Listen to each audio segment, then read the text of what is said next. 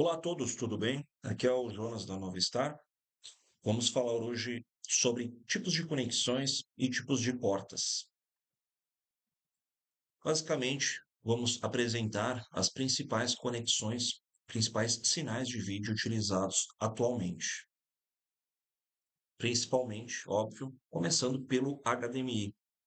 Porém, tem alguns fatores, né, na escolha do tipo, do padrão do HDMI, que pode impactar o seu projeto. E por que que temos que considerar diversas versões diferentes e mais novas de HDMI entregam resoluções diferentes. Por isso que temos que considerar, por exemplo, HDMI 1.3. Eu vou entregar uma resolução Full HD 1920 por 1080. Já o HDMI 2.0 vai me entregar um 4K de 3840 por 2160. E também a versão nova, né, do HDMI 2.1 já entrega uma resolução de 8K com 7.680 por 4.320. Por que falo isso? Não é só o conector, não é só o sinal. Vocês precisam tomar atenção em todos os fatores. Se você for montar um painel de LED que é 4K, ele precisa obedecer aquela conexão. Se você for montar um painel menor, ok, você consegue utilizar um HDMI 1.3, 1.4.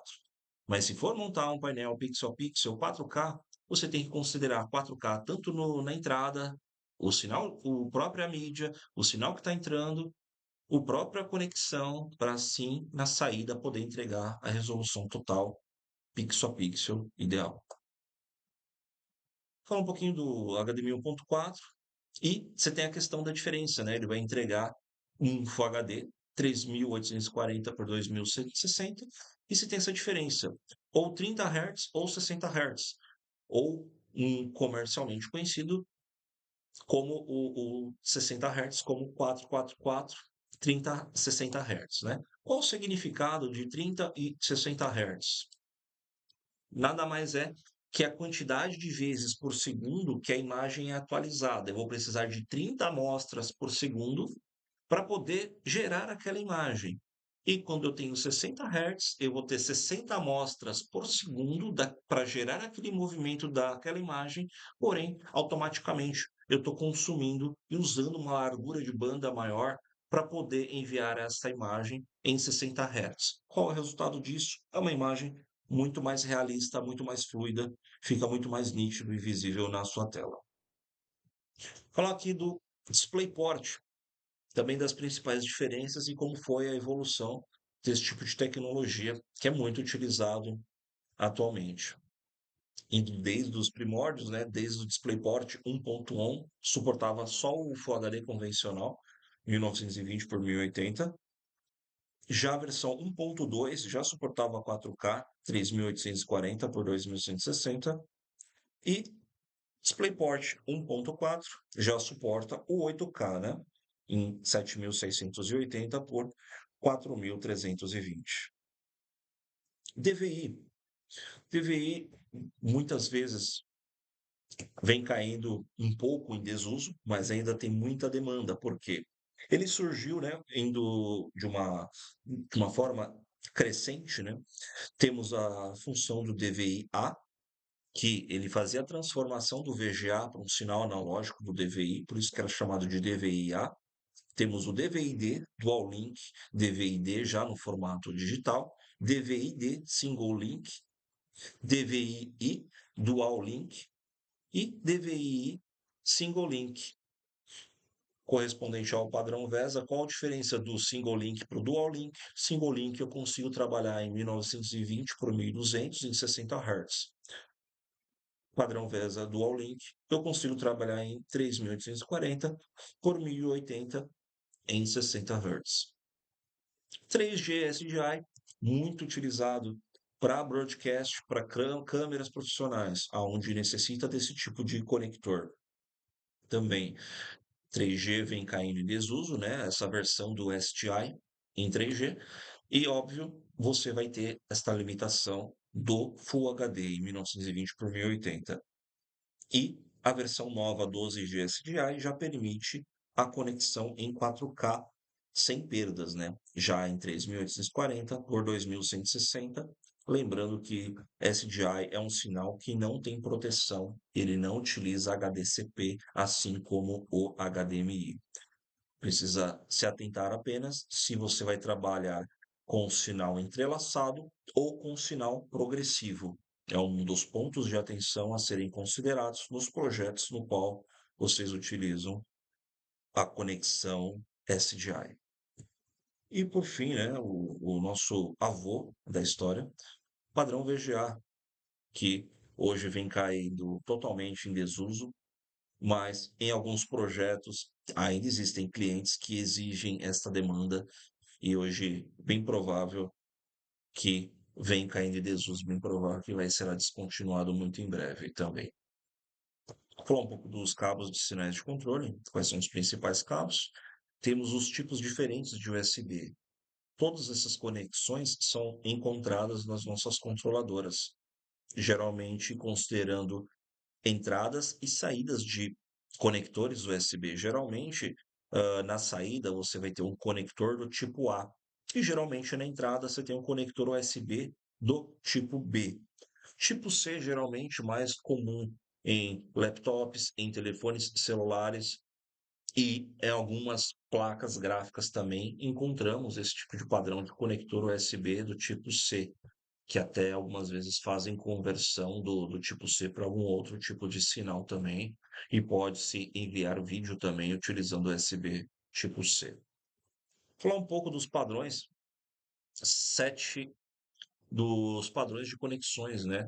Tanto para o padrão 568A, tanto 568B, no qual hoje não utilizamos mais o 568A, utilizamos apenas o padrão 568B, o mais comum, e vale a pena recordar a sequência padrão. Sempre é laranja com branco, laranja, verde com branco, azul, azul com branco, verde, marrom com branco e marrom. É a sequência básica que no passado, quando tinha necessidade de montar um cabo cross, ou chamado crossover, eu tinha que montar uma ponta com 568A e a outra ponta com 568B, porém isso caiu em desuso. Atualmente usa-se apenas 568B. Porta ótica, hoje os conectores de fibra ótica são muito comuns e é uma necessidade, ainda mais projetos de grande porte, onde você precisa estender acima de 100 metros. Porque mesmo utilizando um cabo Ethernet Cat6A, conector Cat6A, não garantimos a entrega do sinal. Excedeu os 100 metros, utilize conversores extenders de fibra ótica. Recomendamos sempre a nossa linha CVT 4K e nossa CVT 10 também para conectar nossos dispositivos. Entrando agora nos termos mais utilizados, de uma forma bem básica, desde um pixel até alguns outros detalhes que eu vou citar. O que é um pixel, né? A menor unidade da tela de LED. No passado tínhamos o tipo DIP, que, conforme a ilustração, eram 3 LEDs para poder formar um pixel. Hoje a tecnologia evoluiu, surgiu o SMD e por fim temos hoje o microLED, né? Intermediário existiu o quadri-LED e ainda existe, mas por fim chegamos no encapsulamento COB, que fica praticamente invisível de se enxergar esse pixel de tão pequeno que ele é, né? Este LED. O que é o pixel pitch? É a distância de cada centro de um pixel para o outro, né? É a unidade de medida que a gente sempre utiliza para criar essa nomenclatura de um painel de LED para o outro, no qual temos um painel 3.9, temos um painel 10.7 e assim nomeamos popularmente como um P4 e um P10, conforme os exemplos que eu citei. Pixels por polegada, né, referente à densidade de pixels, né, é uma quantidade total de pixels dentro de uma área. Número de scans, ou tipo de scans, é o número de linhas de um conjunto de dados que precisa passar para completar uma rotação. Por que que é considerado, é importante considerar o número de scans e os fabricantes geralmente utilizam, né? Muitos fabricantes montam módulos com menor número de CIs para diminuir o valor do módulo. Com isso, você tem uma tela de menor qualidade e automaticamente um menor número de scans. E o que que significa maior número de scans? Maior será a qualidade do seu módulo, maior qualidade do seu painel de LED. A tela, enquanto menor, menos eficiente ela será. Refresh rate, né? Conhecido no Brasil, taxa de atualização. É o número de vezes por segundo que a tela pisca para poder apresentar e formar uma imagem. Hoje, atualmente, já temos os chips PWM que atingem já 3.840 Hz. Ele vai piscar 3.840 vezes por segundo. O Dual LED ou chip comum atinge no máximo 1.920 Hz. Chip universal atinge geralmente 960 Hz. Aqui podemos fazer um comparativo e até um efeito no qual apresenta-se quando temos câmeras captando imagens em painéis de LED, no qual temos uma taxa de atualização baixa, ocorre aquele fenômeno do efeito batimento, no qual aparecem estas linhas horizontais na tela, onde a câmera é capturada. Por isso, para projetos onde há necessidade de utilizar uma filmagem em estúdios, soluções ao vivo, shows de grande porte, no qual haverá filmagens, sempre deve-se utilizar 3.840 Hz para cima e para produção virtual chega de 8.000 Hz para cima. Inclusive, a gente pode recomendar, pode entrar em contato conosco da Nova Star para indicar quais serão os chips adequados para o seu projeto de imersão, para o seu projeto de produção virtual. Aqui um exemplo da taxa de atualização. E quanto maior fluidez, quanto maior refresh rate, mais será esse flow, o fluxo da imagem será mais nítido. Quanto maior frames por segundo e vai suportar maior frames por segundo. Porém, não confundam refresh rate com FPS. FPS, o que que é o FPS? Significa frames por segundo, no qual frames por segundo no qual a mídia é feita. Geralmente no cinema convencional sempre utilizou-se 24 frames por segundo para capturar a imagem.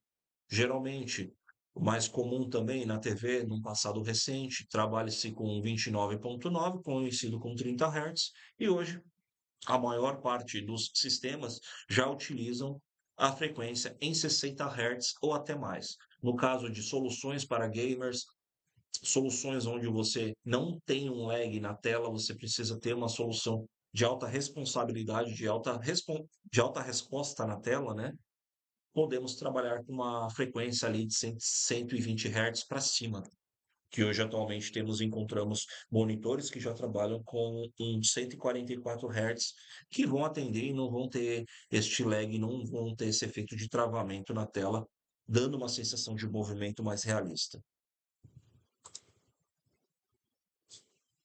Calibração, falar um pouquinho de calibração, que é um item super válido e considerado, porque hoje em dia temos inúmeros fabricantes de LED diferentes.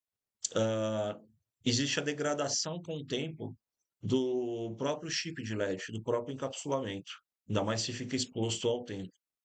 E a diversa quantidade de matérias-primas diferentes na hora de confeccionar o chip de LED. E pode ser que venha no futuro, após 2, 3 anos, a necessidade de fazer uma substituição de algum módulo, de algum gabinete no cliente de vocês. Então, para estes casos, há necessidade de utilizar um sistema de calibração, no qual a Nova Star oferece o software Nova CLB e algumas orientações. O que que o software faz? Ele vai fazer análise do RGB, do vermelho, do verde e do azul. A câmera de calibração vai capturar esta imagem. O computador com o software instalado vai fazer esta análise do sinal e enviar para o novo LCT, no qual ele faz a correção, vai enviar essa imagem para cada módulo, porque eu estou comparando a cor real que a câmera captura com a cor verdadeira que o software está gerando. Ele faz uma análise e envia a correção para a minha tela de LED. Lembrando que isso é sempre recomendado ser feito num ambiente controlado, sem incidência externa de luz. Falando rapidamente aqui do espaço de cores, aqui é basicamente um comparativo quando é feito uma calibragem. Aqui você tem o espaço de cores, que geralmente é utilizado para demonstrar os padrões dos tipos de padrões existentes, por exemplo, como um REC 2020, CI, entre outros padrões. Mas aqui é mais para ilustrar, temos esses dois triângulos, é o comparativo antes e depois de ser realizado a calibração. Aí eu vou mostrar o resultado agora para vocês. Aqui é apenas um gráfico da uniformidade do brilho, como que foi, como é que estava antes e como é que ficou depois da calibração. E agora o resultado visível aqui dos gabinetes, fica bem nítido como que estavam. Você tem tons diferentes ali de branco, do branco jogado para o rosa, do branco jogado para o laranja e algumas cores muito mais escuras. Isso aqui é o antes da calibração e aqui o resultado depois da calibração. É uma ferramenta interessante. Você tem no ambiente controlado, um ambiente escuro, geralmente isso é feito em galpão antes de fazer a entrega para o cliente, mas numa possível e futura manutenção pode ser removido, feito isso em galpão e reinstalado o painel com os novos componentes, com os novos módulos.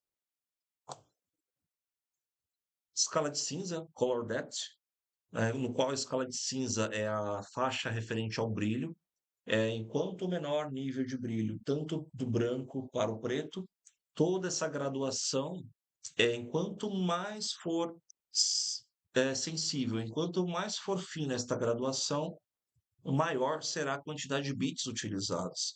Geralmente, para publicidade, é utilizado 8 bits em painéis que você não tem necessidade de utilizar uma profundidade de cores muito grande, utiliza-se 8 bits. Para produções em estúdios virtual, para cinema, já é recomendado trabalhar com 10 ou 12 bits. E aqui o comparativo. Quando você está com uma escala de cinza muito baixa, ou quando a eletrônica do seu painel, ou até mesmo a receiving card, não suporta uma taxa alta de bits, esse aqui é o efeito. Estão vendo este sombreado aqui? Você não tem o brilho igual a um alto nível de escala de cinza. Ele não consegue ser exibido claramente e forma este borrão, como vocês estão vendo aqui nessa imagem, essa mancha. E aqui eu tenho o flare de luz correto, sendo exibido adequadamente, quando eu tenho uma eletrônica, um equipamento que vai entregar uma taxa de bits, uma profundidade maior de cores. E aqui, basicamente, é apenas para ter ciência de como é feito o cálculo de uma quantidade, de uma forma bem simples, da quantidade de escalas de cinza, né? A possibilidade, trabalhando em 8 bits, você está ali com 16 ali, 7 milhões de cores, partindo ali já para 1 bilhão de cores em 10 bits, e acima de 68 de bilhões de cores em 12 bits. Quer dizer, é uma quantidade absurda e que a gente tem que considerar isso, principalmente em grandes projetos, principalmente para XR, para produção virtual, considerar 10 ou 12 bits. Agradeço pela atenção de todos, agradeço pelo tempo e até a próxima.